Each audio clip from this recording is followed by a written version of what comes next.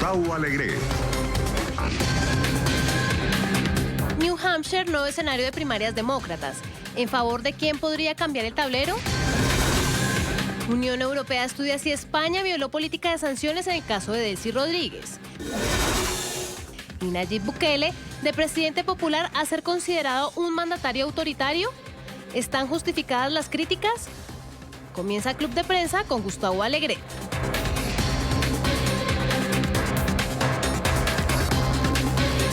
Bienvenidos a Club de Prensa, el espacio de análisis de NTN24 con los mejores periodistas y analistas en la capital estadounidense. Puede volver a escuchar este programa en nuestro podcast. Estamos en Apple y en Spotify. Suscríbase y háganos llegar sus comentarios a la cuenta de Twitter, Club Prensa NTN24. Hoy vamos a compartir este espacio de análisis con quienes ya nos acompañan, con Elisa Norio, que es investigadora especial en temas de crimen internacional y columnista de algunos medios de comunicación. Elisa, ¿cómo estás? Muy buenos días. Muy buenos días a ustedes y gracias por la invitación. También nos acompaña Carlos Manuel Indacochea. Carlos Manuel es analista político, es peruano. ¿Cómo estás? Buenos días, encantado de estar aquí. Gracias por acompañarnos. Y también con María Peña. María es periodista, es nicaragüense y trabaja en Telemundo Digital. María, ¿cómo estás? Muy bien, buenos días, a pesar de la lluvia. A pesar de la lluvia, sí, llevamos 2 días de lluvia y no estamos acostumbrados. Toda la semana. Toda la semana. Paraguas fuera. Pero hablando del clima, no ha nevado. A mí me preocupa mucho porque eso puede ser que viene más tarde o que de verdad el cambio climático está aquí para quedarse. Yo creo que las dos cosas. Sí. Porque es muy raro que ni en enero ni en febrero haya habido nieve en Washington. Hubo un día de algunos pinceladas blancas, pero que duraron, vamos, un par de horas y desaparecieron. Sí. Donde sí ha nevado es en New Hampshire. Los ciudadanos hoy escuchan los últimos mensajes de esos candidatos demócratas que buscan la nominación del partido. En las últimas horas ha subido el tono entre ellos, apelando a un concepto que ya está en boca de muchos, es la electibilidad. ¿Cuál de ellos es el candidato que realmente tiene opciones para, en una elección general, ganarle a Donald Trump? Eso es lo que sí los une a los demócratas. Vienen estas primarias de New Hampshire, unas primarias que el Partido Demócrata espera que consoliden el proceso y cierren la página negra del inicio de los caucus de Iowa. ¿Va a salir, Carlos, un candidato que ya repunte en estas primeras o es demasiado pronto todavía? Tengo la impresión que esto es favorable a uno u otro candidato. Es demasiado pronto. Es demasiado. Es probable que Bernie Sanders tenga, en este caso, mayor éxito que los otros. Pero, insisto, es muy temprano. Lo que va a hacer esta primaria específica es empezar a arreglar o empezar a dar una mejor imagen del proceso primario, del proceso de las primarias demócratas, ¿no? María. Bueno, a mí me parece que sí, también es demasiado temprano. Yo creo que donde se ya va a empezar a definirse mejor va a ser para el supermartes, donde hay como una veintena de estados que eligen a la vez. Esto ya viene pronto, en un par de semanas, en marzo. Yo creo que ahí ya se puede pintar un poco mejor el panorama. De hecho, ya hemos visto una purga, ¿no?, de los precandidatos demócratas que han abandonado la contienda por falta de fondos, porque no les fue muy bien en las encuestas, porque no supieron trasladar ese mensaje de qué los distingue del otro rival. Pero sí, yo creo que en todo caso esto debe ser una enorme llamada de alerta, ¿no?, una alarma para Biden, porque cuando todo esto empezó ya se estaba dando por hecho de que él iba a conseguir la nominación y ese no está siendo el caso por ahora. Es interesante, esta mañana veía datos de inversión, en qué están invirtiendo y en qué estados los candidatos. Y solo en la inversión uno puede deducir qué tipo de apuesta estratégica están haciendo. Así como Michael Bloomberg está haciendo una apuesta para los estados del supermartes a medio y largo plazo, y está obviando los primeros estadios, Joe Biden está haciendo todo lo contrario. Está gastando gran parte de su inversión, que no es poca, no es de las que más gasta, de los que más gasta, pero no es poca, en estos estados iniciales, como trasladando la idea de que o cimenta su liderazgo al inicio de la carrera, si bien los votos no le dan, pero para quedar por delante, o sabe que tiene muy pocas opciones. ¿También lo ves así? Pues yo creo que aquí hay una cuestión realmente importante con respecto a New Hampshire y con respecto a la estrategia, ¿no?, que se juega en este estado. Después del fiasco de Iowa, esta es la primaria de test verdadero. Yo creo que ahora estamos a la casilla número 1 de verdad, ¿no? Y aquí para mí fue muy interesante lo que dijo ayer el alcalde de Dover, que es la 4ª ciudad más grande de New Hampshire, y que ha tenido los caucus ahí han tenido una atendibilidad bastante alta con respecto a la elección, ¿no?, del candidato que va a llegar a contenderse la presidencia. Y el alcalde dijo que había 4 candidatos, por lo que él había visto, como los que iban a ser elegibles, seguramente Sanders como primero, Buttigieg, Klobuchar y Warren.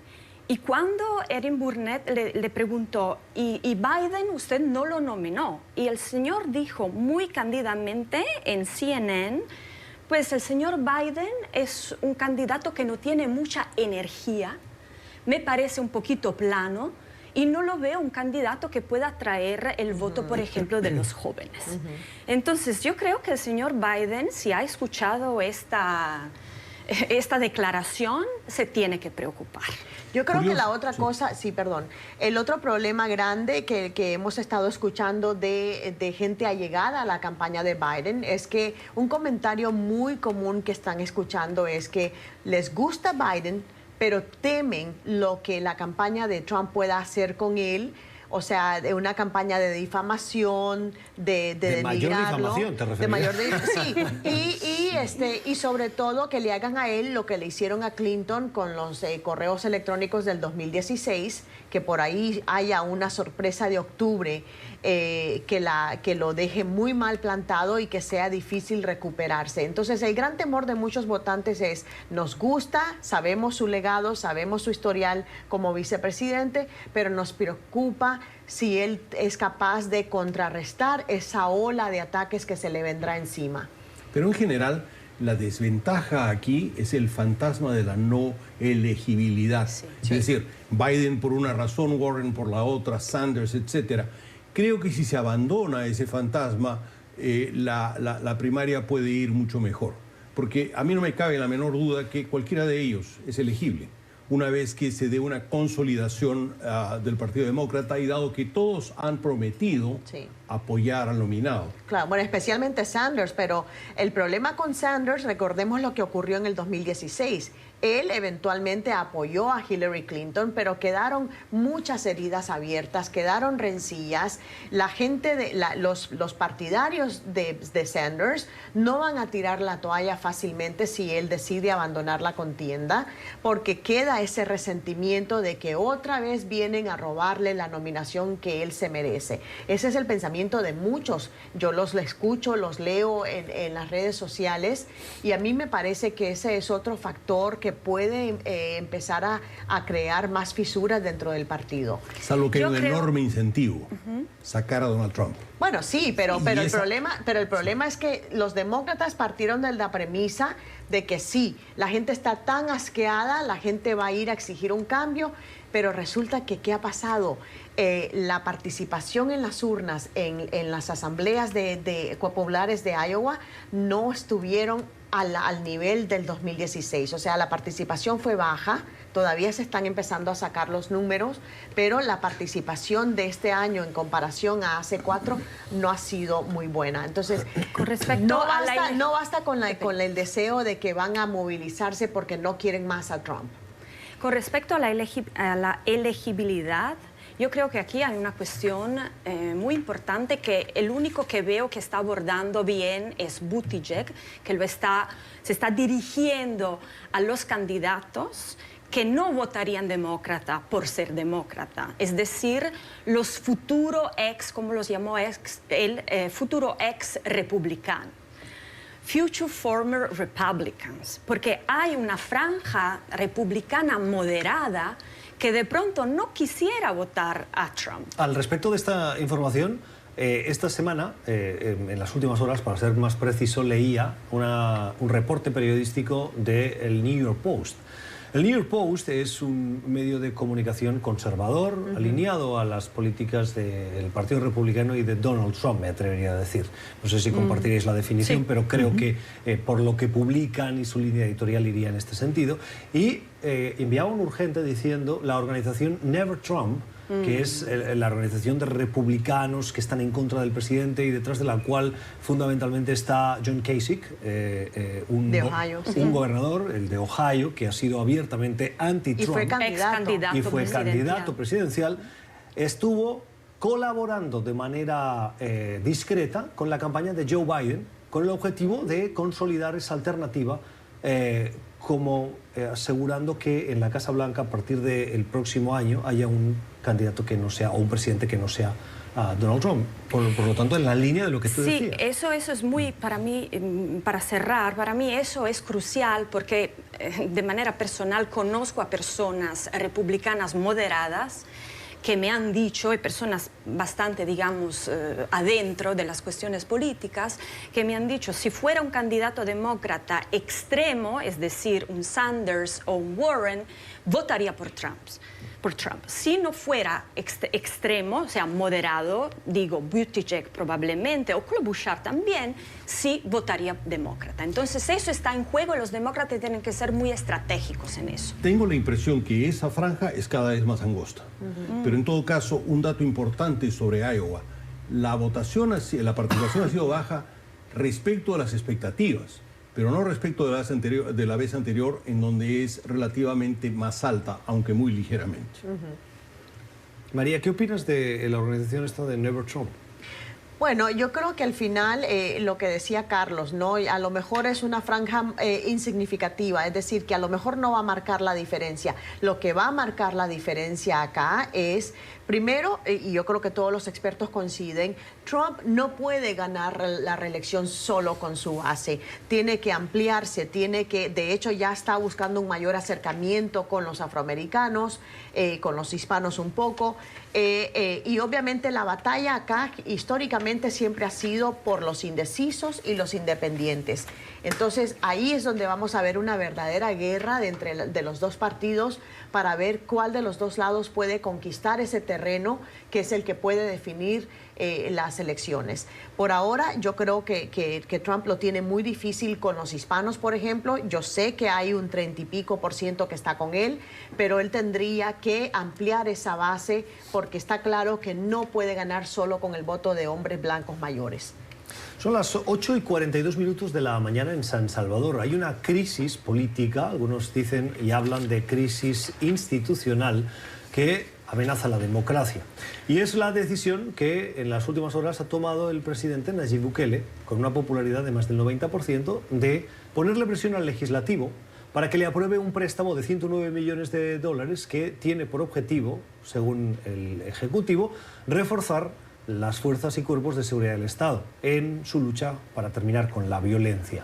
Es un préstamo del Banco Centroamericano de Integración y el objetivo es que sea aprobado por la Cámara para que el gobierno de Bukele pueda contratar nuevos oficiales, materiales y pues tecnología que le permita esa lucha contra la violencia, que es algo que azota al país centroamericano y que sin duda es una de las principales causas, juntamente con la ausencia de oportunidades económicas, de las migraciones de muchos salvadoreños que salen del país para buscar un futuro mejor en México, pero fundamentalmente en Estados Unidos.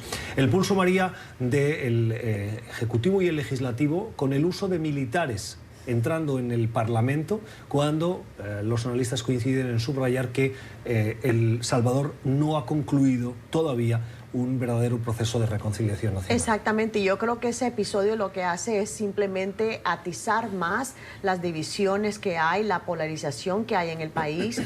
Yo conozco muy bien la comunidad salvadoreña, la he cubierto acá en el área de Washington durante décadas. Y yo creo que es muy dura la situación. Yo creo que ha sido un desatino total del presidente Bukele. Creo que se confió de su popularidad. pero no contaba de que hay ojos en la comunidad internacional. No sé si ustedes vieron Human Rights Watch, que además tiene muy buena reputación a nivel internacional porque le ha dado duro, por ejemplo, al gobierno de Nicolás Maduro en Venezuela.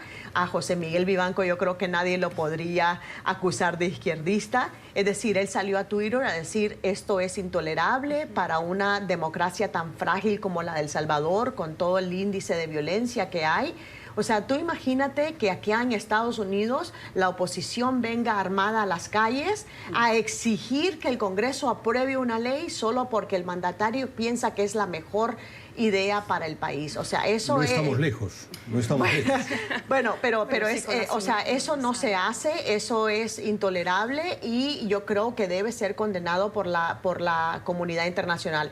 Que El Salvador tiene problema de inseguridad, clarísimo, innegable, y necesita el respaldo de Estados Unidos, de la comunidad internacional, para poder atajar esa crisis. Pero de esa forma, de la forma en que pretendió, y que todavía es un capítulo que no se ha concluido, porque les ha dado un plazo de 1 semana para ver si aprueban el proyecto de ley. Entonces yo creo que es un malísimo precedente, que no sé si él midió las consecuencias de lo que hizo, porque imagínate tú que más adelante venga otro mandatario de otro partido e intente hacer algo igual. Yo creo que su base no lo aceptaría. Yo creo que ha sido un desatino, es un momento de reflexión, de ver, a ver, de qué manera pueden todos los partidos sentarse a dialogar sobre esta crisis que tiene El Salvador, pero que esa respuesta, encima invocando a Dios, o sea, bueno, más populista imposible. Amparado por derechos. Además, acusando a los legisladores de tener las manos manchadas de sangre. Es tremendo. Si no se aprueba. Pero esa estrategia ya es conocida, la conocemos muy bien. Es un libreto muy usado, ¿no?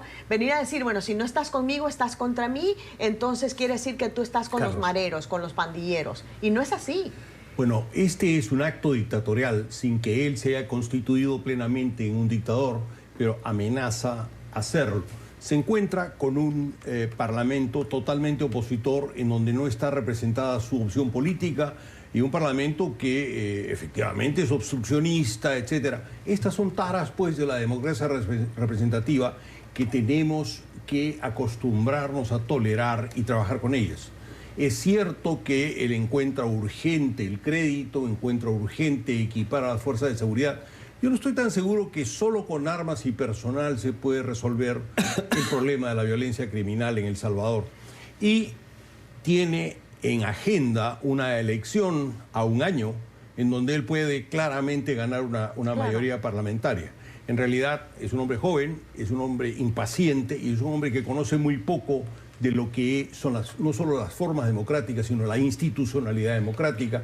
Y felizmente hay instancias en el continente en donde se lo hacen notar y acaso se le puede Pero contener. Carlos, o sea, imagínate tú la gravedad de convocar a una insurrección en un país que ha vivido una sangrienta guerra civil, que expulsó a millones de salvadoreños fuera del territorio. Es decir, es insólito para un país que ha vivido una tremenda guerra civil, que tuvo decenas de miles de muertos, que vemos acá el producto de esa guerra civil con toda la emigración que hubo de El Salvador durante los 80 aquí en Estados Unidos. Es decir, a mí me parece increíble y es un discurso que no pertenece al siglo XXI. Los contendientes principales de la guerra. Todo bien. Los contendientes principales de la guerra están en el Parlamento. No, yo quería solamente añadir algo con respecto a la cuestión de la crisis de violencia, ¿no? De lo que yo leí ayer, el Parlamento tenía unos cuestionamientos con respecto al plano que tiene el presidente y quería respuestas. Por eso él llegó con los militares para presionar, armas largas. Eso es bastante intimidante en un aula judicial. Y su estrategia es la estrategia de la mano dura, ¿no? Una estrategia que nunca ha dado resultados, pero parece, por los números, que en su caso haya dado resultados, ¿no? Hemos pasado de los 100 asesinatos por 100.000 habitantes a 30, o sea, ha bajado mucho, de 9 muertos al día a 5 muertos al día, o sea, es consistente. Entonces, yo quisiera profundizar eso y de hecho vi que Inside Crime, que es un centro de investigación sobre crimen y violencia en Latinoamérica, profundizó este tema y contactó a analistas, los cuales consideran que el decrecimiento de la tasa de violencia no se debe tanto a la política de la mano dura del presidente, sino a una decisión de los dos grupos de pandilla más grandes, la Mara 13, la Mara Salvatrucha y el Barrio 18, que se han acordado, digamos, para intensificar la presión de la extorsión, que es desde donde sacan mayores recursos y también, digamos, esclavizan a personas y hacer, para no atraer la atención de las fuerzas policíacas. Y de hecho, las denuncias de extorsión han aumentado al 17%. Entonces, 5.000 personas se han ido a la cárcel con esta estrategia y sabemos las cárceles para qué han creado. O sea, las pandillas se crearon gracias a las cárceles en Los Ángeles. Y estas personas que se han sumado a las pandillas después del 92 han sido regresadas a El Salvador. Entonces, de verdad, para mí es extremadamente preocupante, no solo lo que ha hecho, pero lo que va a hacer. María y Carlos, y cerramos. No, yo volviendo, creo que los tres estamos coincidiendo acá de que el problema es obvio. Hay un problema de inseguridad que, si bien han bajado los homicidios, sigue siendo un factor que expulsa a emigrantes hacia Estados Unidos, pero la solución no puede ser las armas. Sí, históricamente hay que reconocer que los Estados Unidos tienen un rol muy importante en la formación de estos grupos criminales y en su internacionalización con la política de deportación de cualquiera que hubiera cometido un crimen y no fuera nacido en los Estados Unidos. Las maras se forman a partir de bandas criminales de Los Ángeles, en donde hijos de salvadoreños o nacidos salvadoreños se incorporan y luego son deportados a El Salvador. Esto es muy importante para señalar la responsabilidad y el interés de los Estados Unidos en esto. Hoy estamos en Club de Prensa con Elisa Norio, con Carlos Manuel Inacochea y con María Peña. Puede volver a escuchar este programa en nuestro podcast. Estamos en Apple y Spotify, y hacernos llegar sus comentarios a la cuenta de Twitter Club Prensa NTN24. Son las 3:56 de la tarde en Bruselas. A esta hora el Parlamento Europeo, en su pleno, está debatiendo el episodio que poco confuso, poco claro hasta ahora, un poco confuso, quería decir, que se produjo hace un par de semanas en el aeropuerto de Barajas, en el que un avión procedente de Venezuela, con la vicepresidenta del gobierno de Nicolás Maduro a bordo, llegó a ese aeropuerto y salió del avión para llegar a la zona o a la sala VIP del aeropuerto, donde se reunió con uno de los ministros de Pedro Sánchez. Delcy Rodríguez no puede entrar en la zona Schengen, que es ese espacio de libre movilidad de personas y mercancías de los países que forman parte de la Unión Europea. No puede porque tiene sanciones. Ese episodio en ese aeropuerto llevó a Delcy Rodríguez, tras esa reunión, a volver al avión y salir del espacio Schengen para ir destino a Doha, a Qatar. Hay una gran polémica porque la oposición en España dice que Pedro Sánchez aceptó esa reunión, envió a un ministro y permitió que Delcy Rodríguez bajara del avión, estuviese en el aeropuerto y luego saliera. Hoy ese Parlamento quiere saber si España incumplió las sanciones con esa reunión. Carlos. Creo que formalmente no. Cuando citas la zona Schengen, tenemos que mirar la formalidad de que Delcy Rodríguez no ingresó formalmente a España. Es decir, estuvo en la zona internacional y regresó a su avión. Pisó suelo español, sí, pero formalmente no fue admitida al país. Ahora, como señal política es muy negativa y es una manera leve, creo, de incumplir la sanción que la Unión Europea tiene impuesta sobre Venezuela. Elisa. Pues yo creo que aquí hay, digamos, no hay mucha claridad formalmente, ¿no? Pero no hay mucha claridad porque el mismo gobierno no la ha facilitado. El gobierno ha mentido varias veces diciendo que no se reunió, que no bajó del avión, que luego sí hubo reunión, sí hubo llamada telefónica de Pedro Sánchez con Delcy Rodríguez, el gobierno luego lo niega.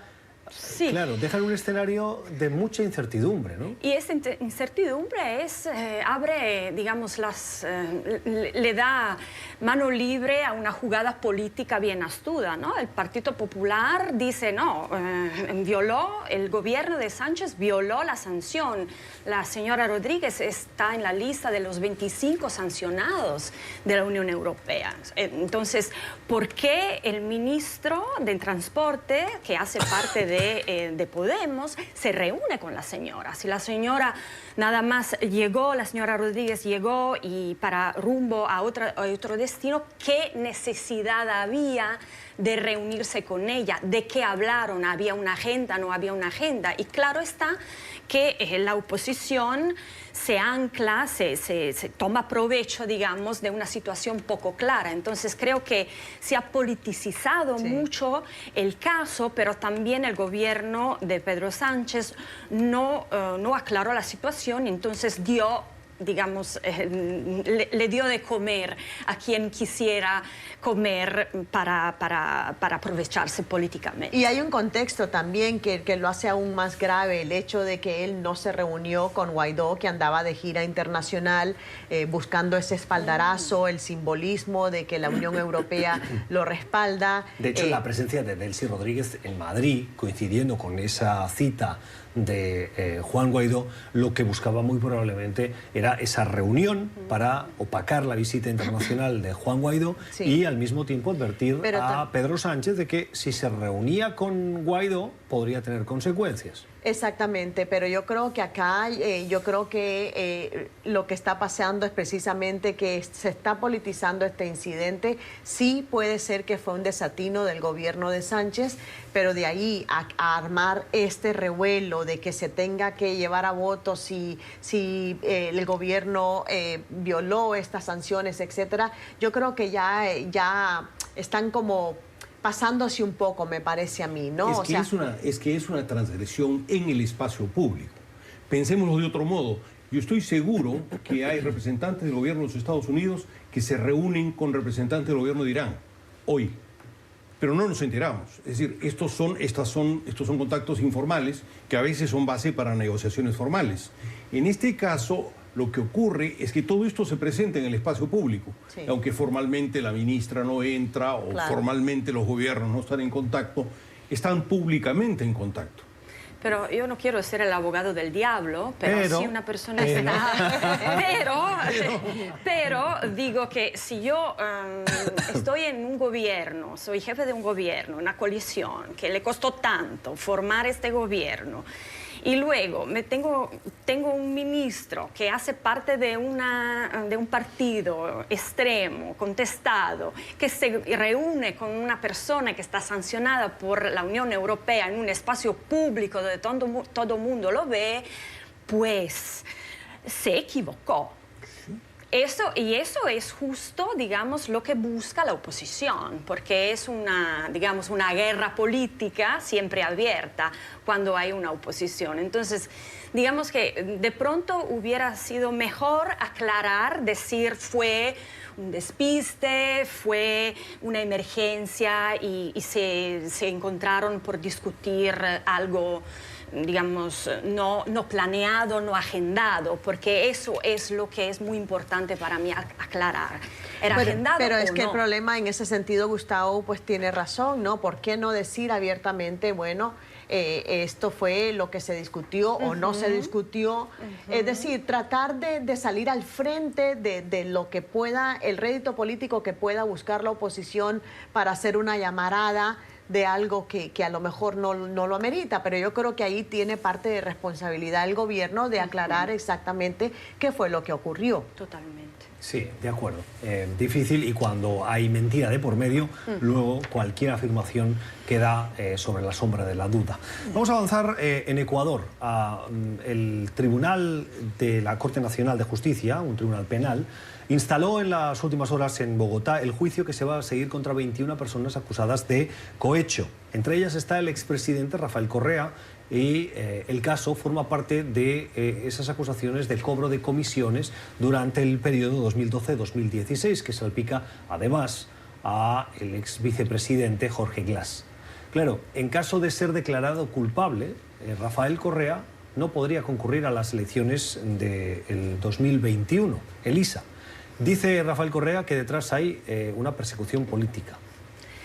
Pues digamos que seguramente el expresidente Correa tiene todo el interés de hablar de una persecución política porque tiene ambiciones políticas, no de reelección presidencial, sino de participar activamente a la vida política. Y esto lo pudiera también amparar en el caso de que fuera encontrado culpable, ¿no? Ahora se encuentra en Bélgica, pero el juicio avanza y su ex vicepresidente tiene 6 años, una condena de 6 años por haber recibido soborno de parte de Odebrecht. Entonces, algo bastante contundente, y el hecho de que él pueda ser declarado culpable haría que él perdiera peso político, porque todavía él tiene mucho peso político y muchas ganas de entrar al juego político. Yo espero que haya un debido proceso y que finalmente alguien que ha sido al mando de un gobierno donde hay un miembro, un ex vicepresidente que ha sido condenado, pues que sí si recibió soborno, pues que pague. Exactamente, pero yo creo que aquí lo que vemos nuevamente es la sombra, la enorme sombra de Odebrecht, ¿no? Porque ha salpicado a muchos políticos, no solo en Ecuador, sino también en Brasil, en Perú, es decir, o sea, es una sombra que sigue como expandiéndose y como que no tiene un fin, ¿no? Yo creo que al final estoy de acuerdo contigo. Yo creo que si al final la justicia demuestra culpabilidad, pues tendría que cumplir una condena. Más que salpicar, Odebrecht ha sido como un termómetro tomándole la temperatura a la corrupción en muchos países latinoamericanos, y la temperatura es muy alta. Lo digo como peruano, además, no con mucho orgullo. El número de dirigentes políticos, de jefes de Estado, de miembros del Congreso, que han recibido dinero de Odebrecht para una u otra empresa política o para su propio bolsillo, es enorme, es vergonzoso, y nos dice que algo no está funcionando bien en nuestras políticas nacionales. Entonces, una investigación así y un proceso judicial como este son en principio bienvenidos. Y tiene razón Correa cuando dice que hay interés político. Claro. Pues bien, y es inevitable. ¿Qué hay de nuevo en eso, no? Estado, claro. ¿Por qué se sorprende? Entonces, aquí lo que hay que vigilar es el debido proceso, ¿no? Y si el debido proceso conduce a su condena, tanto mejor. Sí, y que eso también,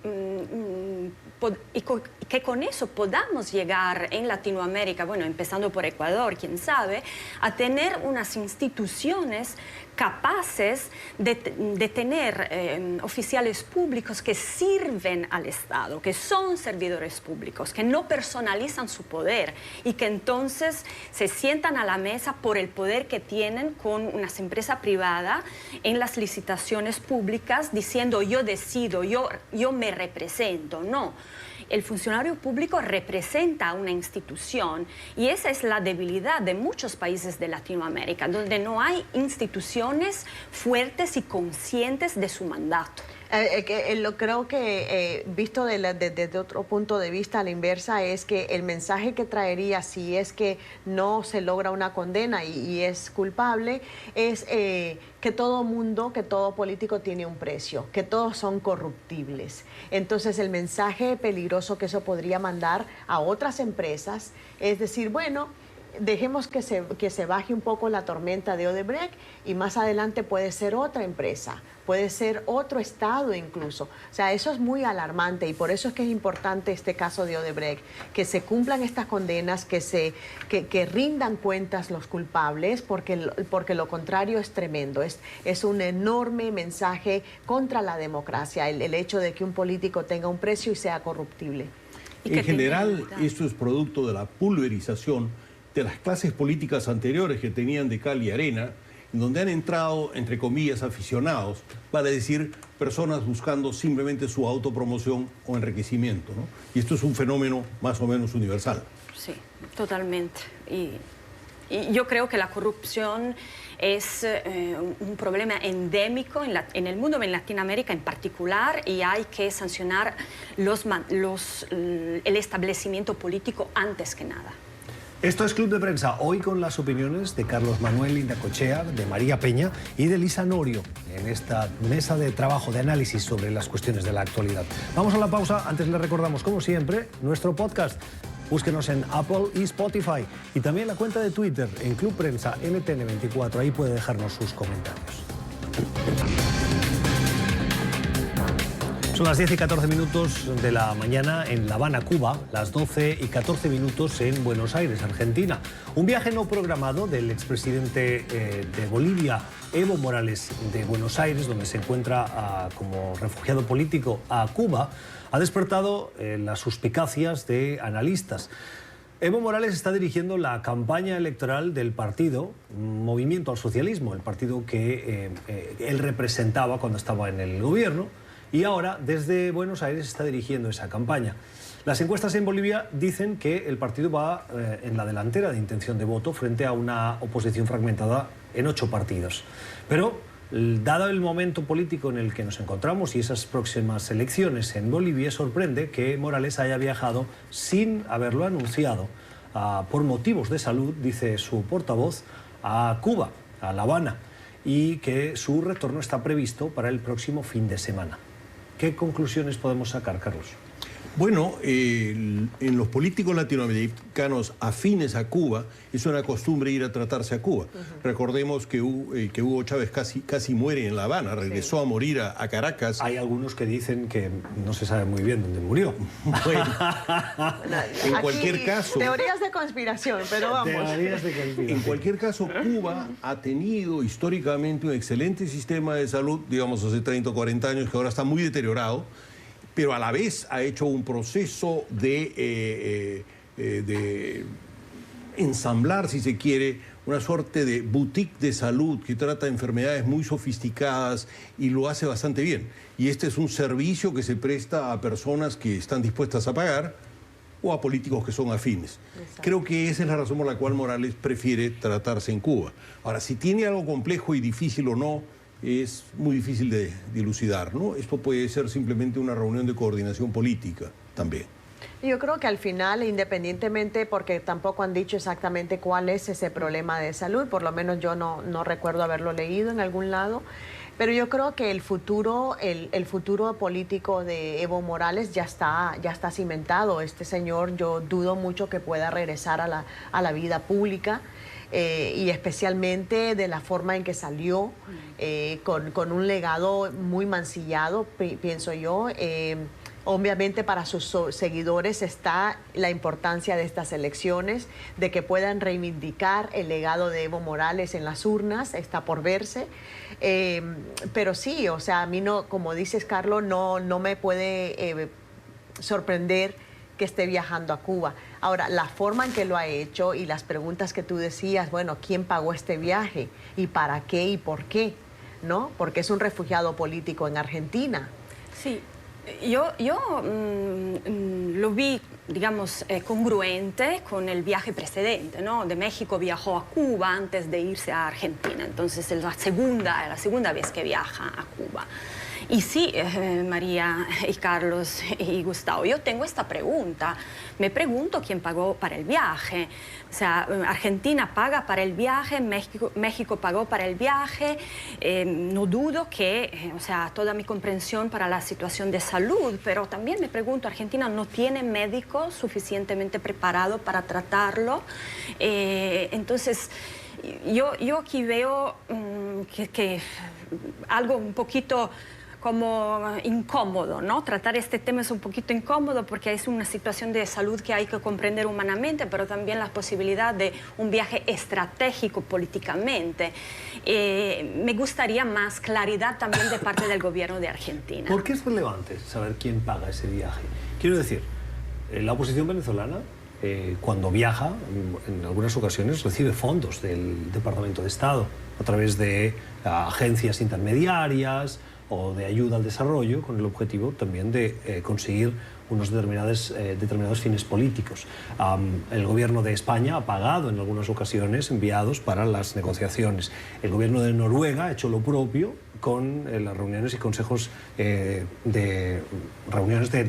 diálogo entre la oposición y el régimen de Maduro. Claro. Es decir, ¿por qué el dedo acusador es que le paga el gobierno de Alberto Fernández? Bueno, no es mi dedo. Yo creo que puede ser una invitación a todo costo del gobierno cubano, porque para eso sí hay dinero. Pero entonces el escándalo es, Cuba pasa por una crisis monumental y destinan fondos para traer a un expresidente que se puede tratar en otro lugar cuando no es una cuestión de vital y esencial para Cuba. Esa es otra polémica, pero no porque Evo sea de izquierda y... No, Estamos... No, para nada. No es eso. No, para nada. Eso está muy claro. Ahora, pero es que además dudo, como decía Carlos anteriormente, dudo que el gobierno vaya a pasar todos esos apuros por alguien que no es afín a su gobierno, ¿no? Tampoco creo que... Pero lo que tengo que poner en cuestión es que Evo Morales no tenga influencia en Bolivia.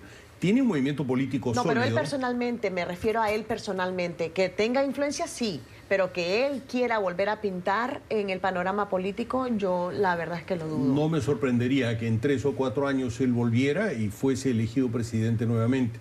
Y lo digo porque tiene un récord de manejo económico, social, muy sólido, más allá de la simpatía o antipatía que pueda suscitar, sobre todo fuera de Bolivia. Sí, la reducción de la pobreza en Bolivia es una evidencia.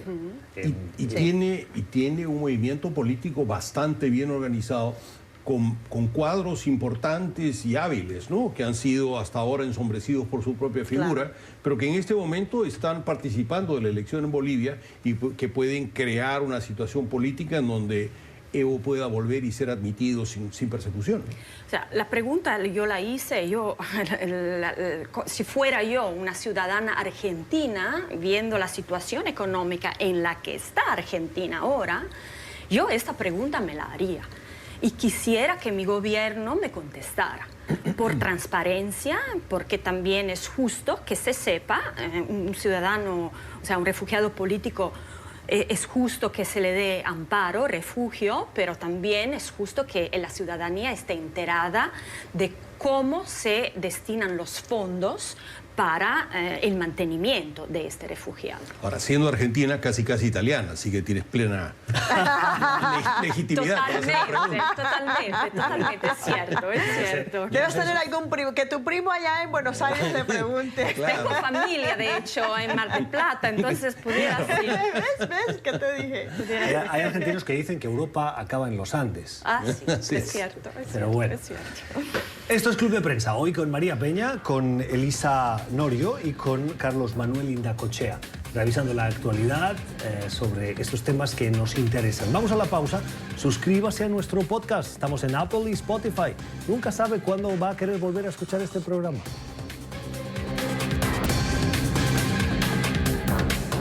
Son las 12 y 27 minutos en Buenos Aires. La justicia argentina ha decidido retirar las solicitudes de prisión que pesaban sobre la expresidenta y hoy vicepresidenta del país, Cristina Fernández de Kirchner.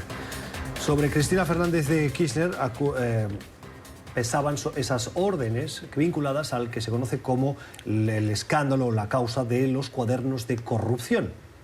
Lógicamente, esto está vinculado a su condición de vicepresidenta por la inmunidad que tiene, pero no por la causa y las pruebas que hay en su contra. María, ¿está exonerada?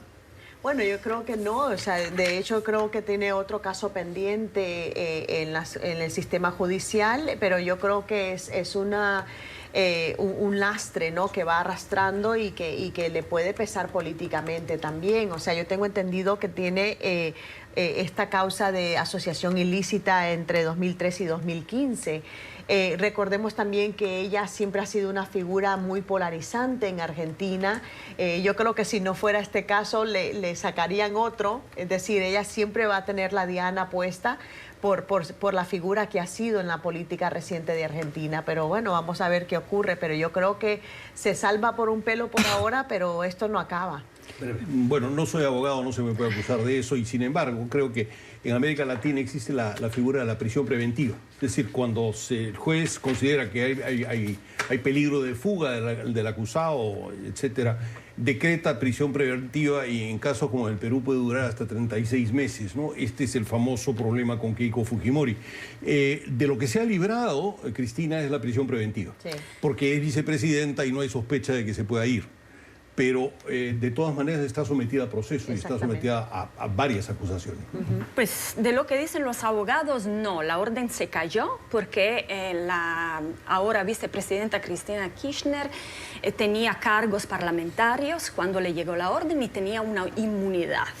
Y eso a mí me parece otra vez bastante delicado, porque el hecho de que haya políticos de nivel alto, de alto nivel, que salen libres de acusaciones o de proceso, ¿no?, de debido proceso, para casos de corrupción, siempre es muy delicado. Dejar caer las acusaciones es muy malo.